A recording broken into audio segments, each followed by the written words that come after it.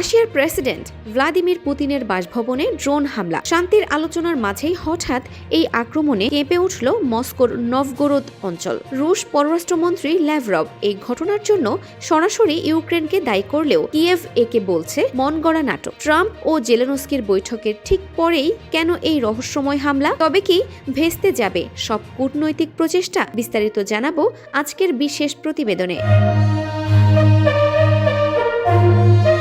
রাশিয়ার নভগোরোদ অঞ্চলে প্রেসিডেন্ট পুতিনের একটি বাসভবন লক্ষ্য করে ব্যাপক ড্রোন হামলা চালানো হয়েছে। রুশ পররাষ্ট্রমন্ত্রী সের্গেই ল্যাভরভ এই হামলার খবর নিশ্চিত করে জানিয়েছেন, রাশিয়ার আকাশ প্রতিরক্ষা ব্যবস্থা অন্তত ৯১টি ড্রোন ভূপতিত হয়েছে। যদিও হামলায় কোনো প্রাণহানি বা বড় ক্ষয়ক্ষতি হয়নি, তবে ল্যাভরভ একে ইউক্রেনের চরম উস্কানি হিসেবে উল্লেখ করেছেন। এই হামলার কারণে ইউক্রেন যুদ্ধ বন্ধে চলমান শান্তি আলোচনায় রাশিয়ার অবস্থান এখন পুনর্বিবেচনা করা হবে এবং রুশ বাহিনী পাল্টা হামলার প্রস্তুতি নিচ্ছে। তবে ওই হামলার সময় পুতিন সেই বাসভবনে উপস্থিত ছিলেন কিনা সে বিষয়ে ল্যাভরভ কোনো তথ্য দেননি। ল্যাভরভ আরও দাবি করেন যে রাশিয়া আলোচনা থেকে সরতে চায় না ঠিকই, কিন্তু কিয়েভের এই আচরণ শান্তির পরিবেশকে ক্ষতিগ্রস্ত করছে। বিশ্লেষকরা মনে করছেন যুদ্ধের এই পর্যায়ে সরাসরি পুতিনের বাসভবনকে লক্ষ্যবস্তু করা রাশিয়ার রেড লাইন অতিক্রম করার শামিল।